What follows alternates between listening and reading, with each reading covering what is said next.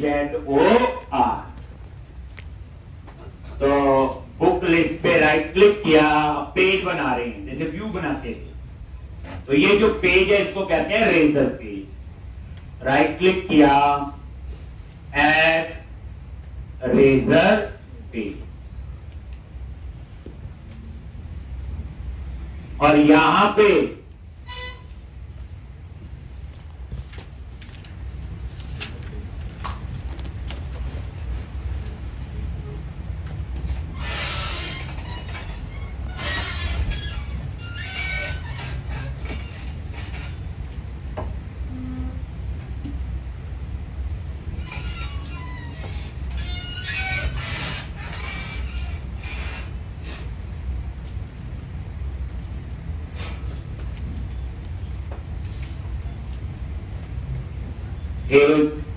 और ये razor page empty, और इसका नाम आ रहा है index.cshtml, और ये ऐड। तो ये सिंगल पेज एप्लीकेशन है, इसमें ना ढूंढना मॉडल व्यू कंट्रोलर। और ये देखो ये दो फाइल बन गई, index.cshtml, और ये इसकी कोड फाइल, जैसे सिंपल ASP.NET में होता था, कोड फाइल और डिजाइन, और ये बॉडी। ठीक, अब हम चाहते हैं कि जैसे हमने रन किया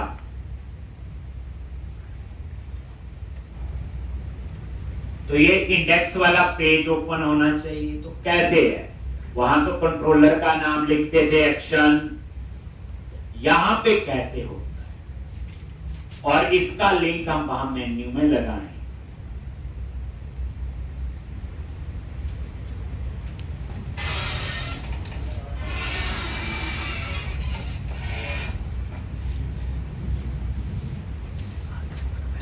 ये लो, ठीक। अब यहां पे ये होम प्राइवेसी आ रहा है, इसके बाद यहां लिखा है बुक लिस्ट, एक ऑप्शन और चाहिए। तो क्या करोगे, यहां पे गए, पेजेस में गए, शेयर और लेआउट, पता है, और यहां पे ये LI टैग लगा, एक LI और लगा लो,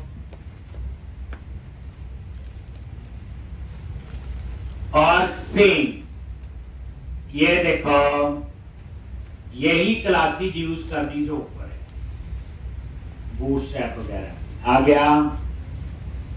एरिया जो है ये अभी भूल जाओ, वैसे ये टैग हेल्पर होते हैं जो ये ऐसे लिख के आ रहे हैं, ASP एरिया, ASP पेज, क्या बोलते हैं इनको, टैग हेल्पर। यहां वो नहीं होता है @HTML डॉट करके जो हम लिखते हैं। एरिया की अभी जरूरत नहीं है, प्रोजेक्ट में पड़ेगी तब मैं आपको समझाऊंगा कि इसका क्या रोल होता है। ये होता है जब एक प्रोजेक्ट में ज्यादा मॉड्यूल होता, ASP पेज, अब किस पेज पे आपने जाना है, एक्शन नहीं है ये। तो यहां पे पेज का नाम क्या है, बोलो, इंडेक्स। और ये पेज जो है किस फोल्डर में, इसने बाय डिफॉल्ट क्या करेगा, बाय डिफॉल्ट ये क्या करेगा, इस पेजेस में जाएगा और उसके इंडेक्स को उठाएगा, पेजेस तक का पाथ अपने आप आ जाएगा। लेकिन हमारा पेज कहां है, बुक लिस्ट के अंदर। तो हमें यहां पे क्या लिखना पड़ेगा, बुक लिस्ट /इंडेक्स, और ये प्राइवेसी की जगह आपने टेक्स्ट चेंज कर।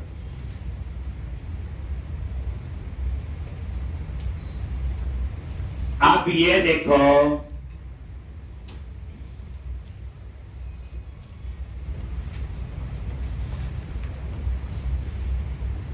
लिख लो इस लाइन, ASP-1 पेज, ये टैग हेल्पर है, यहां पेज का पाथ दिया है, समझ आगे बात।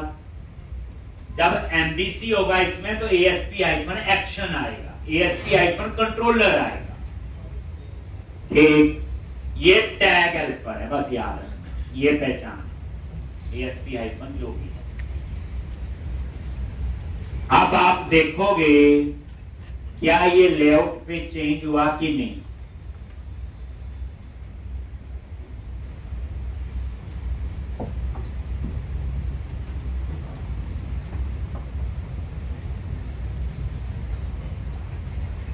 अब यहां आगे रिफ्रेश किया, यहां नहीं आया।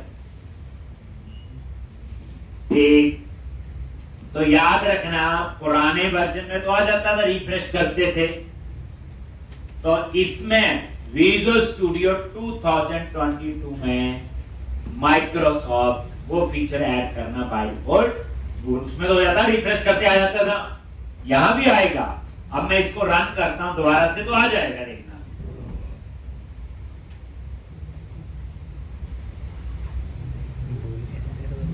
आ गया बुक लिस्ट लिखा हुआ।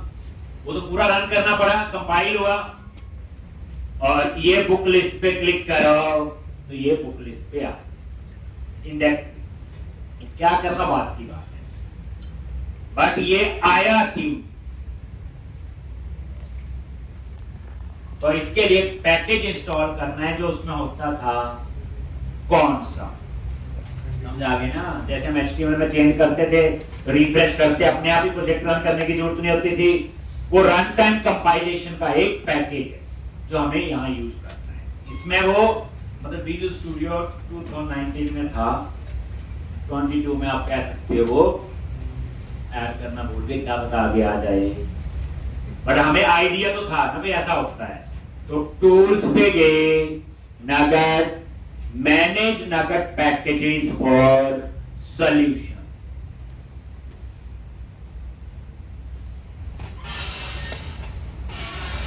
और यहां पे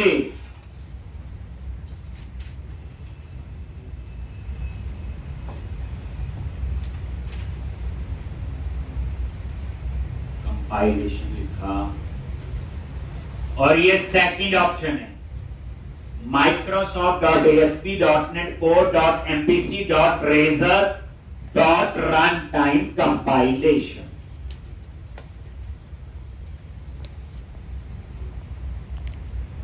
और ये प्रोजेक्ट सेलेक्ट कर लिया,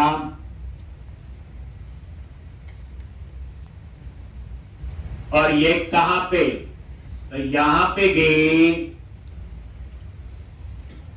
6.0.31 जो वर्जन यूज कर रहे हैं 6 का लेटेस्ट, और उसके बाद क्लिक करो इंस्टॉल, और ये पैकेज आपका इंस्टॉल होना चाहिए, और आई एक्सेप्ट।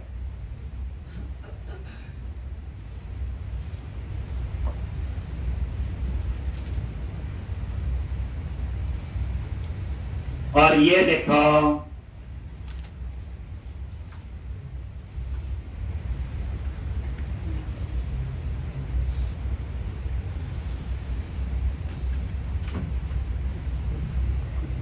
एक लिखा आ गया, पैकेज का नाम लिख लो, यही वाला है। एक अब उसके बाद program.cs में कॉन्फ़िगर करना पड़ेगा। पहले प्रॉब्लम समझा गई, नहीं तो बार बार प्रोजेक्ट रन करना पड़ता है चाहे हम HTML में चेंज करें। तो क्या करोगे, program.cs कॉन्फ़िगरेशन की फाइल है, और यहां नजर मारो लिखा आ रहा है builder.services.add_razor_pages। इसमें रेजर पेज यूज हुआ है जो पेज बनाया था, बस यहां पे add razor runtime compilation, बस ये ऐड कर।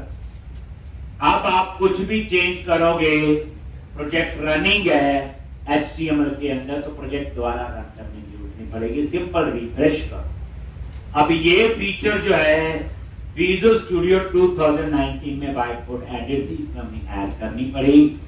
अब इसमें आप मेरे से नहीं लड़ सकते, माइक्रोसॉफ्ट से पूछ सकते हो क्यों पूछ, बट हमें पता था ऐसा है तो हमने उसका सॉल्यूशन गूगल से ढूंढा, उन्होंने बताया ये पैकेज कर लो, कर दिया बस। नेक्स्ट,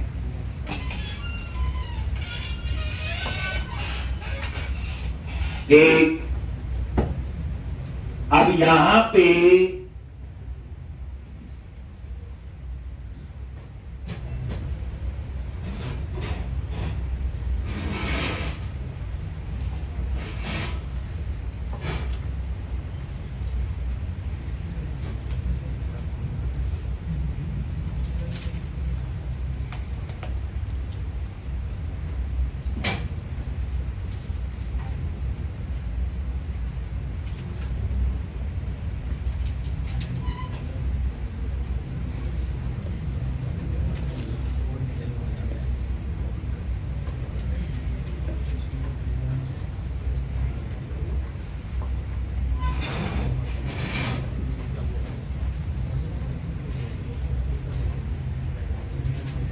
एक, चलो अब हम काम करेंगे तो ये हो गया, क्लोज किया सारा। अब आप इंडेक्स वाले पेज पे आ, पेजेस पे गए, बुक लिस्ट और इंडेक्स, तो ये आप इस पे क्लिक करोगे, यहां पे हम HTML लिखेंगे, क्या लिखेंगे, HTML, और इसकी कोड फाइल में गए, ये इसकी कोड फाइल, ठीक। अब यहां शॉर्टकट याद रख लो F7, F7 पे प्रेस करते हो, ये 22 वर्षा कोड है तो डिजाइन में जाएगा, डिजाइन है तो कोड, ठीक। तो अब इसके कोड में आ जाओ। अब हम डेटाबेस कैसे एक्सेस करें, जो मॉडल बनाया हुआ, तो वही private read only application DB context बनाई थी, एप्लीकेशन डीबी कॉन्टेक्स्ट ये, और यहां पे इसका नेम स्पेस ऐड कर, और यहां पे इसका नाम दे दिया अंडरस्कोर कॉन्टेक्स्ट। ध्यान से देखना, थोड़ा सा अब अलग कहानी आएगी, ठीक। अंडरस्कोर जो है कोई कीवर्ड नहीं है, लेकिन जनरली जो ग्लोबल वेरिएबल होते हैं क्लास लेवल, हम उनको रखते हैं। अभी देखना, अब आप इसका क्या बनाओ, कंस्ट्रक्टर CTR। पहले हम क्या करते थे, context equal to new application DB context, याद करो, तो उसमें हम ऑब्जेक्ट खुद बना देते थे, याद करो। बट ASP.NET कोर में एक नया कंसेप्ट आया, DI, डिपेंडेंसी इंजेक्शन। ये जो DI है बड़ा इंपॉर्टेंट है, ये पुराने में नहीं होता था, डिपेंडेंसी इंजेक्शन बोलते हैं इसको। इसका क्या रोल है कि आपको खुद ऑब्जेक्ट बनाने की जरूरत नहीं, जब इसे जरूरत होगी ऑब्जेक्ट बनाएगा, उसे डिस्ट्रॉय कर। और ये DI का इंपॉर्टेंट कंसेप्ट है, ठीक, जो इसमें आपका ऐड हुआ या लॉन्च हुआ। जैसे अगर मैं एक सिंपल लेमैन की तरह आपको समझाऊं, DI डिपेंडेंसी इंजेक्शन, जैसे आप कहीं घूमने जा रहे हो, ट्रैकिंग पे जा रहे हो, पहाड़ पे किसी पे, तो हम लोग क्या करते हैं, बैग में जरूरी चीजें सारी होती, पानी की बोतल भी होती, बिस्किट भी होते, भूख लगी खाने के लिए। अब होता क्या है, बीच में भूख लगी, बैग से बिस्किट निकाले, खा लिए, पानी पी लिया। अगर आप ये चीज साथ में नहीं लेके जाते, तो जहां कहीं पहुंचे, प्यास लगी, भूख, आप ढूंढोगे कहां पानी मिलेगा या कहां पे कुछ खाने को, तो उससे पहले वही हो रहा था। DI क्या करता है, जब उसे जरूरत होती, जितनी जरूरत होती, ठीक, उस चीज को वो यूज कर लेता है। तो कहने का मतलब है अब मुझे ऑब्जेक्ट बनाने की जरूरत नहीं है। DI का जो कंसेप्ट है ये खुद ऑब्जेक्ट बनाएगा और खुद ही उस ऑब्जेक्ट को डिस्ट्रॉय करता है। डिपेंडेंसी इंजेक्शन तो कैसे है देखो, इसके कंस्ट्रक्टर के parameter, application DB, context type का ये ले लिया। अब ये लोकल है, मैंने यहां अंडरस्कोर नहीं लगाया, और उसके बाद यहां पे हमने इसकी ये मैपिंग कर, न्यू नहीं लगाया, ध्यान से देखो। ये आपका DI का कंसेप्ट।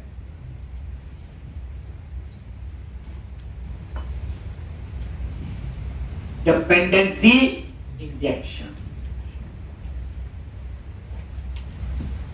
और पढ़ के आना।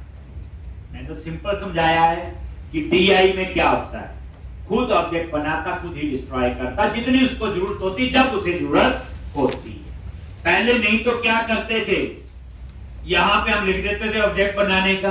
अब उसमें होता क्या था, पेज ओपन है, मैं काम कुछ नहीं कर रहा हूं, उस पेज को मैं एक घंटे देखी जा रहा हूं, रोटी खाई जा रहा हूं साथ में, एक कुछ और काम कर रहा हूं, तो ऑब्जेक्ट तो बन गया ना।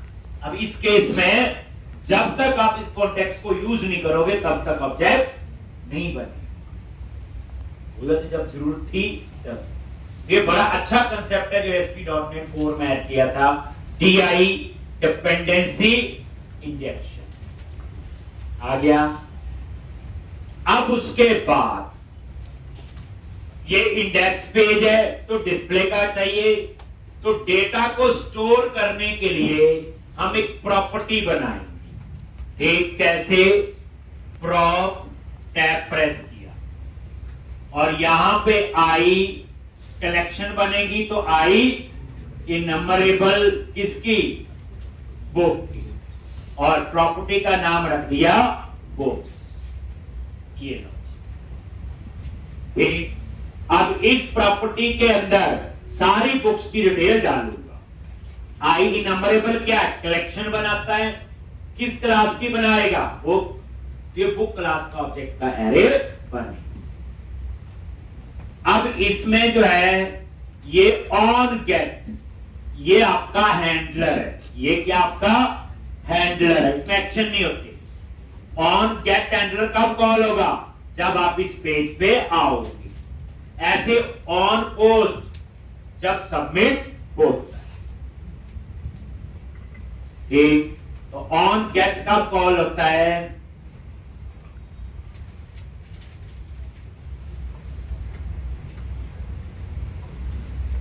एक जब आप इस पेज पे आते, जैसे हमारा पेज लोड होता है, और जब इंफॉर्मेशन सबमिट करते हो तो ऑन हो, ये हैंडलर है।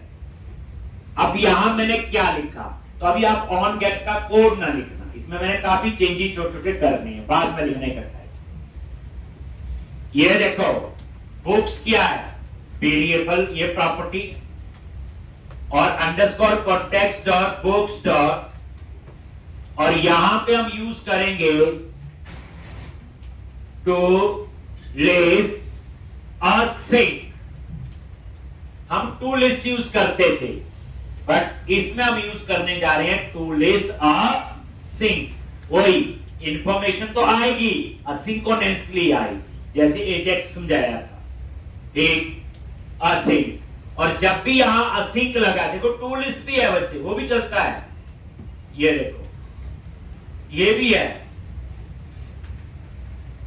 चलेगा वो भी, वो थोड़ा सा ठीक पहले, अब ये यूज होता है दोनों में से, वैसे कोई भी, और नया पढ़ रहे हैं तो नई चीज यूज कर देते हैं। तो लिस्ट अ सिंक, जब असिंक लगा है लास्ट में, तो यहां पे आपको लगाना पड़ेगा अवेट। क्या लगाना पड़ेगा, अवेट। और जैसे आपने अवेट लिखा, यहां अपने आप आ गया असिंक, और यहां पे वाइड की जगह आप कुछ भी रिटर्न नहीं कर रहे, तो क्या लिखोगे, टास्क। ये किसके लिए होते हैं, टास्क, मल्टीपल टास्क को मैनेज करने के लिए। जैसे कई लोग इकट्ठे एक्सेस कर रहे हैं, तो उन टास्क को कैसे मैनेज करना है, ये टास्क और असिंक ये दोनों इकट्ठे काम कर। ठीक, चेक करो, अभी लिखना नहीं, ब्रेक पॉइंट लगाया, जैसे इस पेज पे आते हो तो ये ऑन गेट अपने आप कॉल होगा और इस बॉक्स के अंदर डाटा आना चाहिए। देख,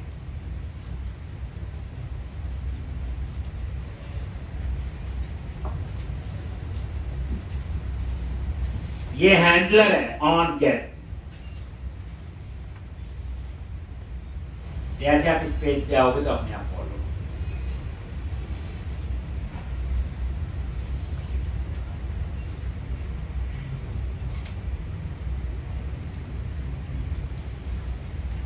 नेक्स्ट वीक में प्रोजेक्ट भी शुरू हो जाएगा। याद रखना, छुट्टी ना करना। असाइनमेंट होती ना, चलो एक असाइनमेंट 2 दिन चलेगी, छुट्टी होगी तो 2 दिन भी नहीं चीज समझ आएगी, तीसरे दिन नई असाइनमेंट समझ आ जाएगी। और जब प्रोजेक्ट शुरू होगा तो कम से कम 1.5 महीने का प्रोजेक्ट चलना है, 1.5 महीना छुट्टी करनी पड़ेगी, फिर नया यूज होगा। समझ आ गया होगा? तो कोशिश करें। देखो, बुक लिस्ट पे क्लिक किया, आ गया, वह आ गया। और ये देखो F10 एक यहां,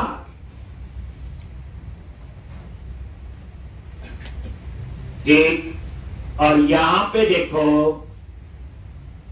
ये काउंट 0 आ रहा है, वो तो ठीक है क्योंकि अभी डाटा टेबल में है ही, लेकिन चल तो गया।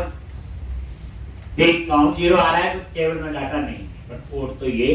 अब हम इसका क्या बनाएंगे, बोलो? व्यू। क्या बनाएंगे? व्यू। अब हुआ क्या, जैसे इस पेज पे आएगा तो इस बुक्स के अंदर डाटा आ। अब आपने इसके व्यू पे जाना है तो इंडेक्स पे आगे, ये इसका डिजाइन वाला पेज है। अब यहां पे आपने क्या लिखना है? एक तो यहां थोड़ी सी अब बूटस्ट्रैप की कहानी। टेप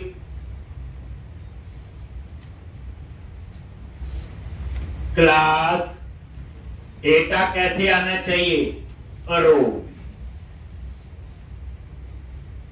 एक रो में 12 कॉलम होते हैं। एक मैंने यहां पे बोला tape class call icon 9 column में मैंने हेडिंग देना है, जिसमें लिखना है बुक लिस्ट। हेडिंग क्या लिखेंगे? H2 पता ही है, और यहां पे बुक लिस्ट, कुछ भी ऐसे। और ये बूटस्ट्रैप अप्लाई कर दिया। कौन सा करते हैं? फ्रेंड। उसके बाद कितने कॉलम बच गए? Tape class call icon 3। याद रखना, एक रो में 12 कॉलम होते हैं, 9 कॉलम में हेडिंग, और जो 3 कॉलम बच गए उसमें हम लोग ऐड न्यू बुक। तो उसके लिए एंकर टैग,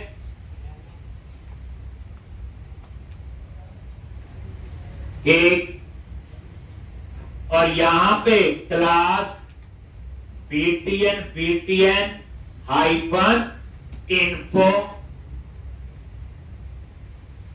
और यहां पे फॉर्म हाइफन कंट्रोल, ताकि जो बटन लगेगा वो पूरा साइज ले लेगा कॉलम 3 तक।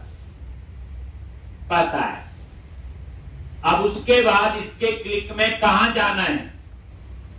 तो उसके लिए यहां तो सारा काम पेज से होगा, और एक पेज बनाएंगे जो अभी हमने बनाया नहीं है, और उसका नाम रखेंगे अपसर्ट। वही क्रिएट और अपडेट। ठीक, और ऐसे, और ये इनर टेक्स्ट दे दिया ऐड न्यू बुक। ठीक, और ये देखो डिजाइन,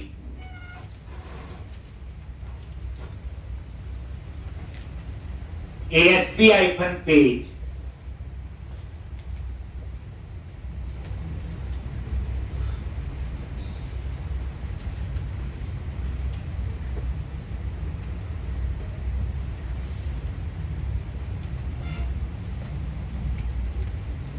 वो देखो आ गया, ये बुक लिस्ट लिखा और लास्ट के 3 कॉलम में बटन आ गया ऐड न्यू बुक। क्लियर है जी? इसके नीचे अब हम क्या बनाएंगे? टेबल। नीचे आ जाओ। अब उस साइड में थोड़ा एक स्टेप और कर लिया। एक ये ASP हाइफन पेज क्या है? Tag helper. वहां पे एक्शन लिंक वगैरह लिखते थे, वो HTML हेल्पर।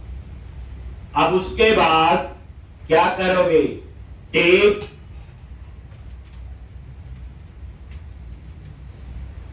क्लास, हम इसको बना रहे कंटेनर अराउंडेड बॉर्डर। ये अब रो वाले डिव के बाहर आ जाओ। Tape class container rounded border आए। कंटेनर ये होता है कि जिसके अंदर हम कई चीजें और ऐड कर सकते हैं। अब इसके अंदर मैं बनाने जा रहा हूं टेबल, और वही टेबल के लिए जो बूटस्ट्रैप यूज करते हो, table icon bordered, table icon stripe, table icon active.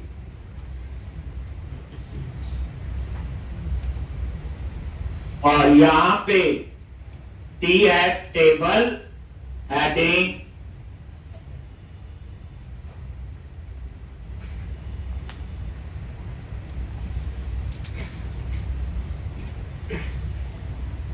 और टी आर टेबल रो।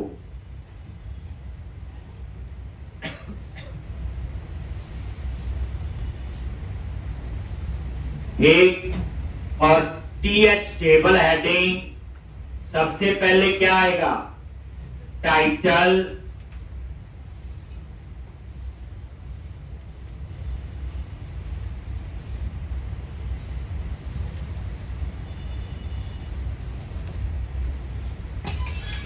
डिस्क्रिप्शन, ऑथर, ISBN, उसके बाद क्या था? प्राइस। बस यही था। और यहां पे एक्शंस,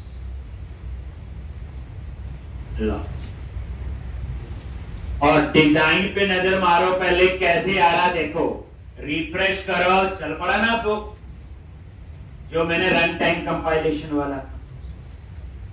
ये देखो टेबल तो बन गया, लेकिन जो राउंडेड बॉर्डर आ रहा है बिल्कुल साथ में आ रहा है इसकी।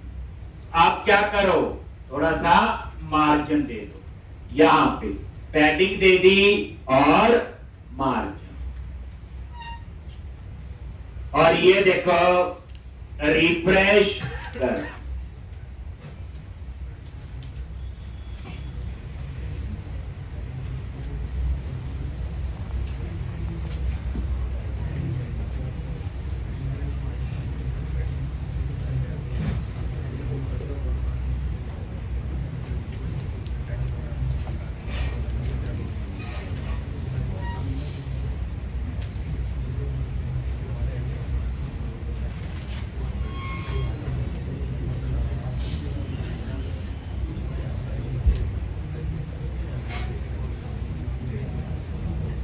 एक title, description, author, ISBN, price और एक्शन। अब हम लोग ये देखो, ये आ गया ना बात, कंटेनर, ये उसका बॉर्डर आ गया और ये अंदर बन गया टेबल। अब टी बॉडी में जाओ, वहां पे हम लूप लगाएंगे। क्या लगाएंगे? लूप।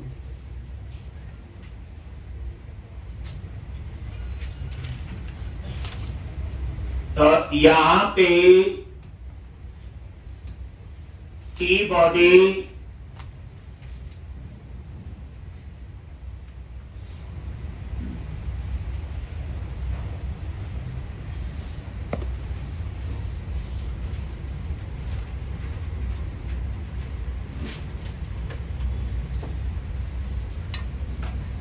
टेक और लूप।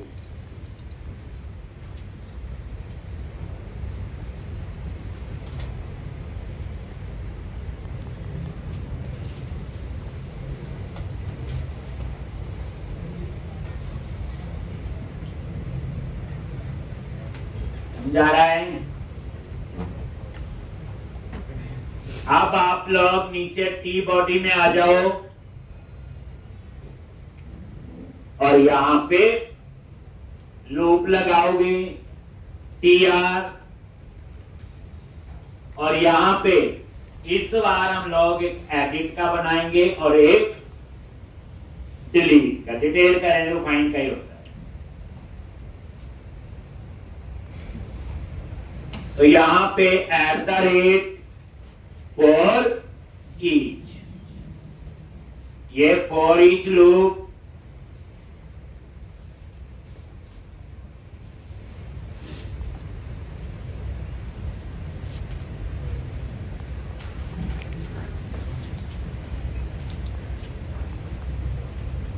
और यहां पे एक एक बुक का डेटा आएगा, और वो डेटा कहां से आएगा? Model dot books. ये जो बुक्स प्रॉपर्टी हमने बनाई, हम बात कर रहे हैं इसकी, और इसको हम वहां एक्सेस कर सकते हैं। और इस बुक्स में क्या आएगा? सारी डिटेल। एक मॉडल पता ही है, जो मॉडल ऊपर है दैट इज इंडेक्स मॉडल, और ये जो इंडेक्स मॉडल है वो आपका ये, और इसके अंदर ही है आपकी क्या बनी हुई है? बुक्स। एक तो मॉडल बोले इंडेक्स मॉडल। तो इस तरह से ये लूप, और इसके अंदर आप लोग क्या बनाओ? टीआर टेबल रो, और टीडी। अब इस तरह का नॉलेज हमें है और जल्दी से सीख पा रहे हैं।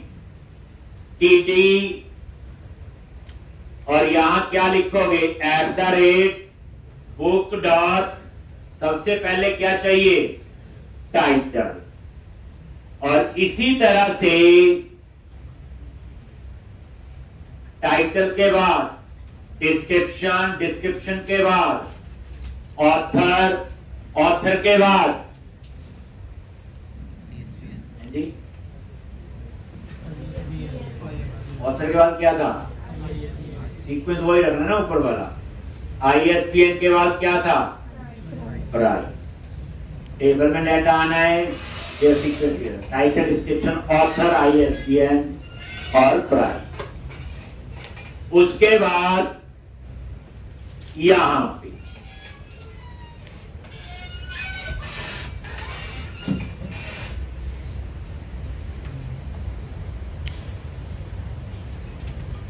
एक एडिट का बटन लगाना है और एक डिलीट।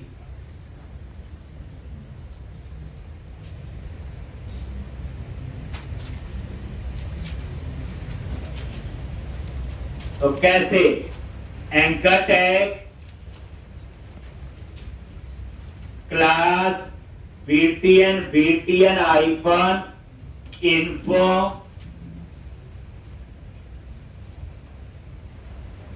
और यहां पे जब इस पे क्लिक करो तो कहां जाओगे? ठीक, तो कहां जाना है? अपसर्ट पे,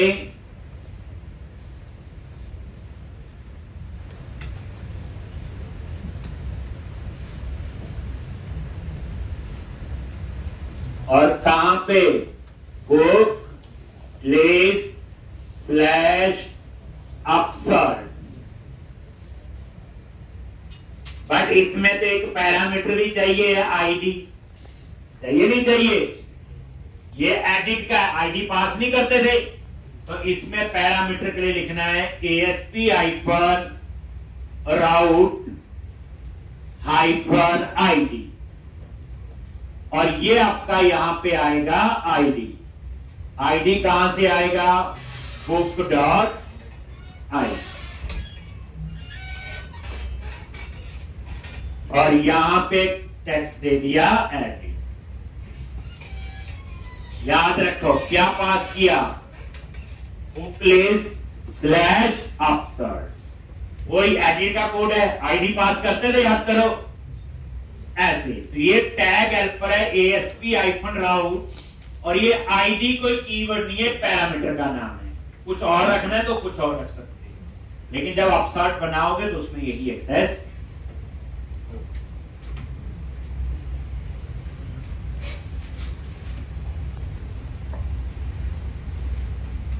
चीजें वही, सिंटेक्स चेंज।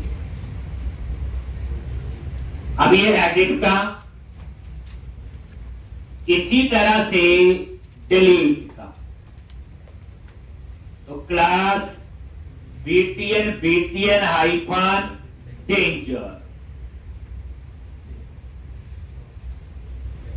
अब डिलीट पे कहां जाना है,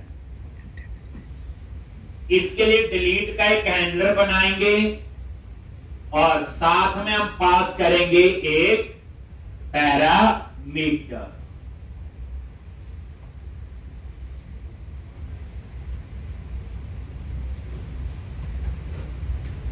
पैरामीटर तो ऐसे होगा, ये आईडी बच्चे पैरामीटर का नाम है, ये कुछ और भी रख सकते हो।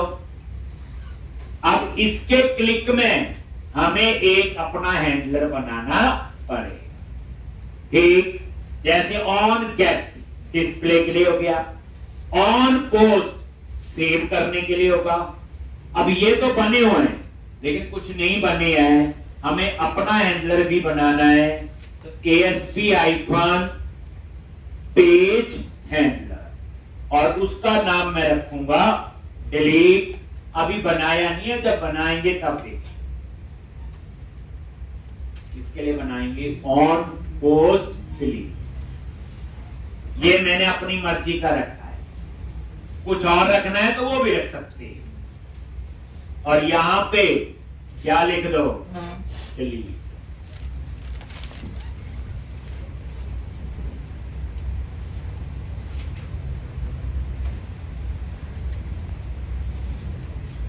कहानी पुरानी है, थोड़ा सा तरीका चेंज हो गया, ठीक। ये आप बनाएंगे तब सब समझ जाएगा ये क्या लिखा है। अभी हम सिंपल डिस्प्ले वाले पे ही फोकस कर रहे हैं, ठीक। खैर अभी डाटा आएगा ही नहीं, क्योंकि बुक मॉडल में कोई इस्तेमाल नहीं, ठीक। और ये ऐसा सा हम पढ़ चुके हैं, बस वहां क्या होते थे, एक्शन लिंक होते थे, एक्शन का नाम भी होता था, पैरामीटर भी होता था। यहां एक्शन की जगह क्या लिख दिया, पेज आईडी, उसमें भी था आईडी, इसमें भी है। ये डिलीट के लिए आईडी वहां भी था, यहां भी था। अब डिलीट का कोड कहां लिखना है, वहां सबमिट वगैरह कुछ करते थे, यहां पे उसकी जरूरत नहीं। हम एक नया पेज हैंडलर बनाएंगे, उसका नाम मैं डिलीट रखूं, कुछ और भी रख सकता हूं, और इस नाम से हम बनाएंगे। जब डिलीट का कोड लिखेंगे तब हम लोग ये चीज देखेंगे। इस क्वेश्चन के मैं 2 वर्जन करवाऊंगा, एक सीधे तरीके से और दूसरे में हम जावास्क्रिप्ट वगैरह यूज करें, वो बताऊंगा क्यों और क्या चले। तो अब आपका ये हो गया जी इतना, एक बार रिफ्रेश कर लो, कोई एरर तो नहीं है सिंटैक्स की, नहीं है, ठीक है जी। अभी डाटा नहीं आया तो तब आएगा जब। अब हम बनाएंगे ऐड न्यू बुक पे क्लिक किया और कहां जाएगा, अपसर्ट। तो अब हमने क्या करना है, तो इसमें 90% चीजों का सेम, एक थोड़ा सा बूटस्ट्रैप की कहानी और इंप्रूव कर रहे हैं यहां पे, जो पहले नहीं हो गया इतना, ये रोज ही लिखना होता है। अब क्या करो, चलो आ गया, बुक लिस्ट फोल्डर पे जाओ, और एक नया पेज बनाओ और उसका नाम रखो अपसर्ट। तो बुक लिस्ट पे राइट क्लिक किया, add razor page, add razor page, और वही रेजर पेज एम्प्टी।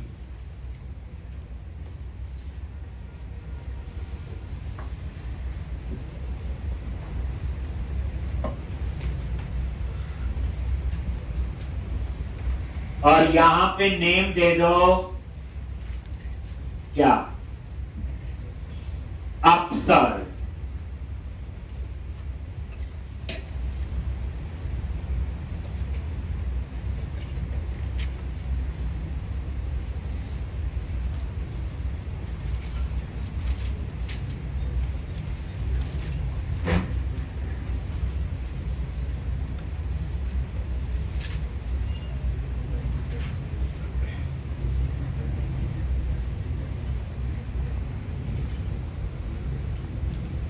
एक और ये अपसर्ट आपका बन गया ना। देखो यहां पे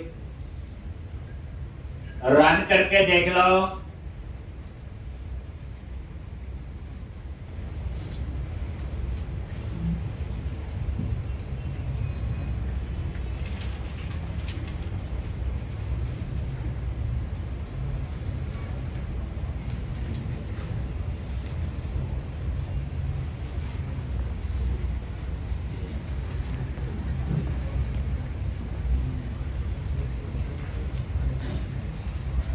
और ऐड न्यू बुक आ गया अपसर्ट।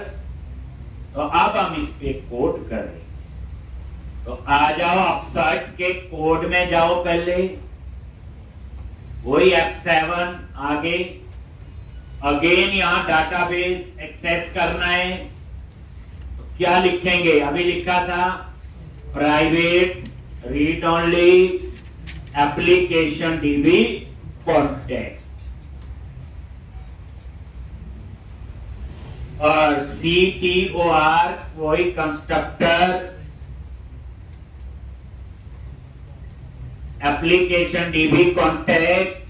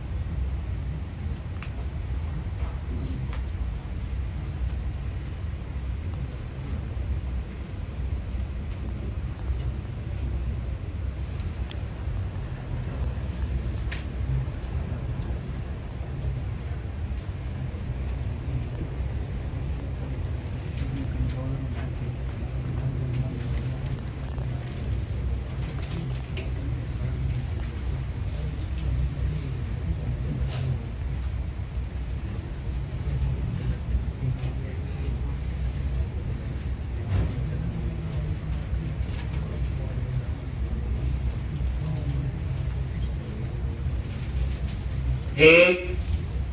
अब यहां पे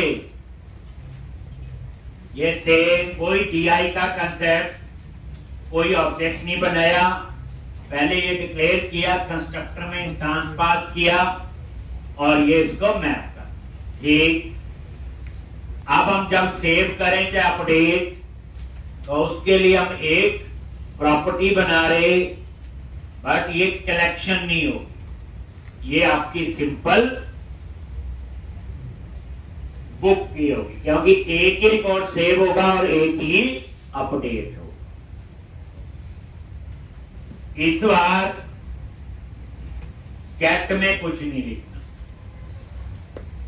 लिखना कि नहीं?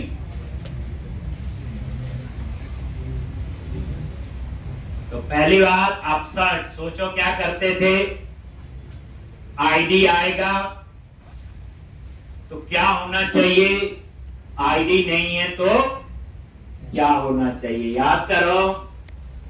जो हम लोग क्रिएट और एडिट का इकट्ठा लिखते थे, तो अब आप जैसे इस पेज पे आओगे तो वही ऑन गेट, अभी गेट लिखना है ना, अभी पहले गेट क्वेश्चन मार्क आईडी, क्यों लगाया क्वेश्चन मार्क? क्योंकि नल अलाउ है, क्योंकि क्रिएट के केस में आईडी में नल होगा और एडिट के केस में आईडी में आईडी होगा। ठीक, अब हम यहां क्या लिखते हैं? इफ आईडी अगर ये नल है, या इससे पहले काम करो, वही पहले पूरा लिखने देना। Book is equal to new book, वो इनिशियलाइज हो जाएंगे, याद है जैसे हम एम्प्लॉय का जैसे बनाते। फिर आप लिखो इफ आईडी अगर ये नल है। नल का मतलब कौन सा कोड है? क्रिएट का। तो क्या लिखते थे हम लोग रिटर्न में? तो यहां तो व्यू है ही नहीं,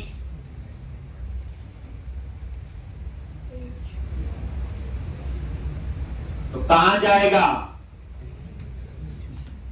रिटर्न पेज। एक ये हो गया आपका किसका? क्रिएट। अब उसके बाद अब आएगा फाइंड का। तो बुक वेरिएबल यूज कर लिया, और फाइंड के लिए context dot books dot find भी है, और फाइंड अ सिंक। तो हम असिंक यूज कर रहे हैं ताकि इंफॉर्मेशन असिंक्रोनसली आए। अब असिंक आगे लगा है तो क्या लगाना पड़ेगा? अवेट। और जैसे अवेट आ गया तो ऊपर असिंक अपने आप लग। ठीक, अब उसके बाद चेक कर लो कि भाई बुक में कुछ है कि नहीं। अगर ये नल है तो रिटर्न नॉट फाउंड, चेंज हो गया, वहां होता था HTTP नॉट फाउंड। अगर नल नहीं है, ठीक, तो इसका मतलब वो कहां जाएगा? पेज पे। कहां जाएगा ये? रिटर्न पेज आ गया। अब ये रिटर्न कर रहे हैं तो तीनों रिटर्न में एरर दे रहा है। तो यहां वॉइड है, वॉइड में तो कुछ भी नहीं आएगा, टास्क। ठीक, लेकिन टास्क और वॉइड वैसे तो सेम है, लेकिन यहां पे आप ये लिखोगे आई एक्शन रिजल्ट। वहां होता था एक्शन रिजल्ट, यहां पे होता है आई एक्शन रिजल्ट। बस ये। अब आप इसको लिखो।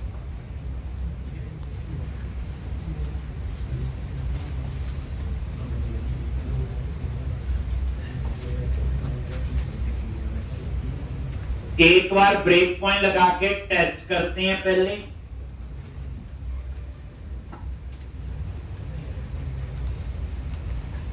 वही है, अब माइंड में रखो जो आप सर्च पे लिखते थे, वही हुआ ये। बस वहां रिटर्न व्यू था, यहां रिटर्न पेज। और ये रन करके देखो, वहां HTTP नॉट फाउंड था, यहां पे नॉट फाउंड है। यहां फाइंड की जगह फाइंड असिंक यूज कर रहा हूं। असिंक तो अवेट, मल्टीपल टास्क के लिए क्या आ गया? टास्क।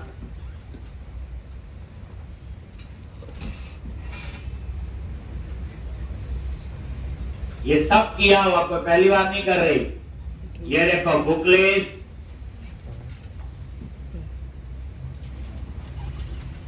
ऐड न्यू आ गया यहां पे, और आईडी में क्या आ रहा है? नल। क्वेश्चन मार्क लगा है तो नल अलाउ है। F10 ये बुक क्लास का ऑब्जेक्ट बन गया, और यहां पे आईडी नल है, देन रिटर्न पेज, और वो इसी पेज पे जाए। आ गया। फिर हम लोग यहां का कोड लिखते हैं। पहले आप ये कंप्लीट कर लो।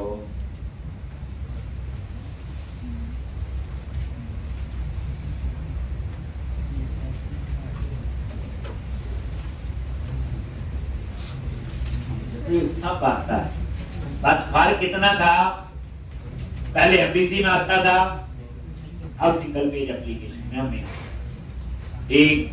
अब ये थोड़े थोड़े सिंटैक्स रूल वो आपको समझने वाले हैं, बाकी तो कुछ नहीं है।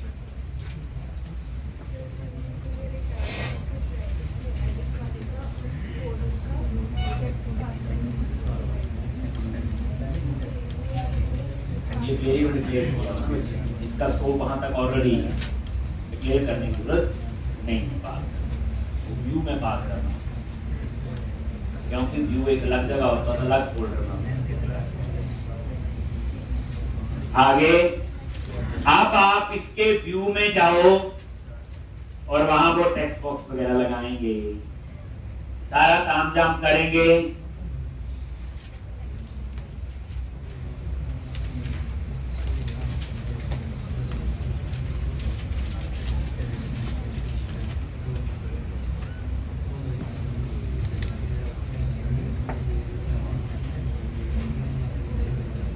लिया तो अब हम इसके HTML में जाके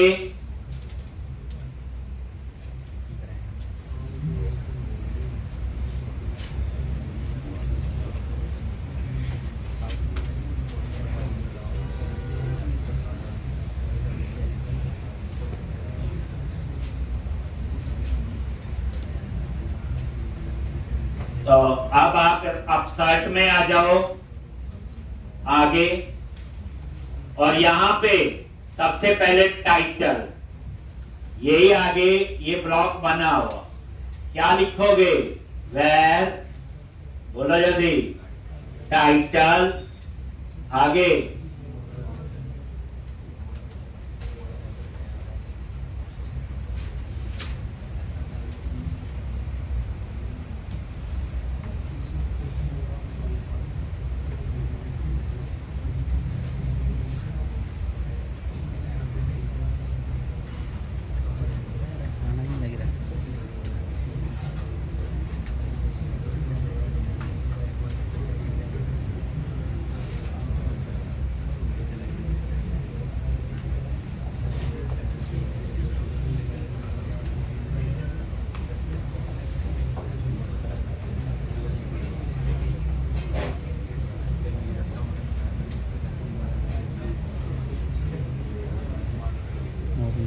तो यहां पे नहीं आ रही, model dot book dot I, model है अपसर्ट मॉडल, उसके अंदर बुक नाम से प्रॉपर्टी बनाई है और उसमें है आई। इफ नॉट इक्वल टू 0, अगर ये ट्रू है तो ये टर्नरी ऑपरेटर, तो टाइटल क्या हो जाएगा, एडिट बुक, अदरवाइज टाइटल क्या हो जाएगा, न्यू बुक। एक दूसरा क्या बनाते हैं, बोलो, सेव अपडेट, और यहां पे model dot book dot ID is not equal to 0, then क्या आएगा, अपडेट, अदरवाइज क्या आएगा, सेव।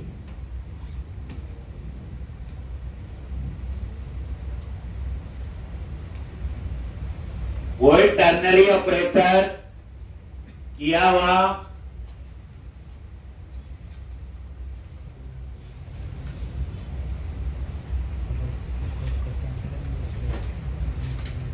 चीजें तो वही हैं, डिजाइन पे ऐसा सा है, बस थोड़ा बहुत वो है।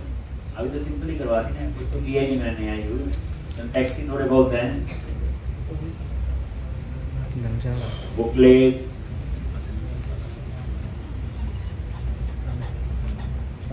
ऐड न्यू बुक, इस पे आ ठीक। तो अब आपने इसके डिजाइन में क्या करना है, एक तो यहां पे पहले तो आप दे लो टाइटल H2 और क्या लिखते हो @title class tax icon primary tax icon centre.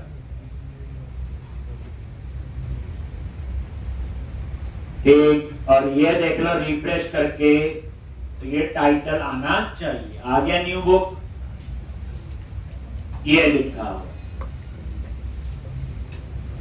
एक ये टाइटल। अब यहां पे हम लगाएंगे फॉर्म टैग, बट यहां वो नहीं होता यूजिंग HTML.begin फॉर्म। यहां सिंपल HTML का फॉर्म टैग काम करता है। सिंपल HTML का फॉर्म टैग क्या लिखोगे फॉर्म, और यहां मेथड दे दिया पोस्ट। अब यहां पे आप बताएंगे HTML में जो फॉर्म होता है इसके दो मेथड मेन होते हैं, एक गेट और एक पोस्ट। क्या फर्क होता है दोनों?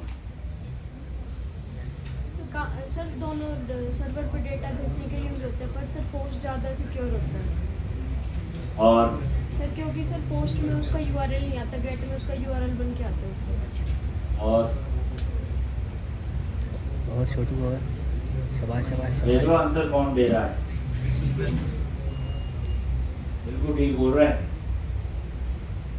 पोस्ट डाटाबेस में सारी इंफॉर्मेशन पोस्ट करने के लिए सेव करेंगे और गेट डाटाबेस से इंफॉर्मेशन लेने के लिए। सारी बातें बोलो। आप में से कौन इसके बारे में 5 मिनट बोल सकता है? छोटू बोल सकता है। अश्विन भाई जिंदाबाद, अश्विन भाई। अगर मैं बोलूं गेट और पोस्ट के 10 डिफरेंस बताओ। गेट 15 बता दो। अब ये देखो, ये सिंपल HTML है, इसका कोई लेना देना नहीं। याद रखना HTML, बूटस्ट्रैप, जावास्क्रिप्ट और डाटाबेस, 4 चीजें ऐसी हैं इसका कोई लेना देना नहीं होता टेक्नोलॉजी के साथ। फॉर्म टैग का जो मीनिंग यहां पता वही जावा में चलेगा, वही PHP में, वही पाइथन में, जहां भी वेब एप्लीकेशन आप बनाओ। कहने का तो मेरा यह है गेट और पोस्ट में क्या डिफरेंस, 5 मिनट बोलना है। चलो वो छोड़ो, 10 डिफरेंस बतानी।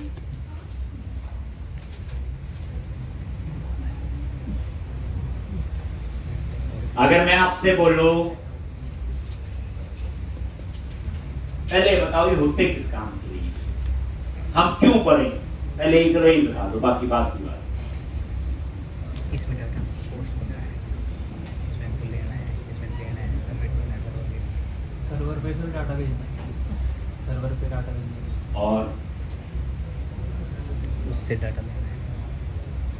दोनों का काम क्या है, गेट और पोस्ट। कई बार हम लोग सिंपल इंग्लिश में मीनिंग याद रखते हैं, गेट से आता होगा डाटा, पोस्ट से डाटा जाता होगा। एक सिंपल सा हम याद रखते हैं, एक दोनों का काम सेम है, डाटा भेज। पहली बात हमें पता है हमारी वेब एप्लीकेशन कहां पे रन होती है, सर्वर। कहां पे रन होती है, सर्वर। ठीक, तो इसका काम है डेटा सर्वर पे भेजना। फॉर्म क्या होता है, ये फॉर्म टैग क्या, एक ब्लॉक है, कितनी इंफॉर्मेशन आपने सर्वर पे सबमिट करनी। ठीक, कितनी इंफॉर्मेशन आपने सर्वर पे सबमिट करनी, ये फॉर्म टैग का काम है। अब डेटा गेट से भेजना है या पोस्ट से, ये रिक्वायरमेंट है। जैसे हम लोग कोई डाटा भेजते हैं, मान लो थोड़ा सा सामान है तो छोटे लिटर में भेजेंगे, बड़ा होगा उससे बड़ा, ऐसे करते हैं। ठीक, वो हमारी रिक्वायरमेंट।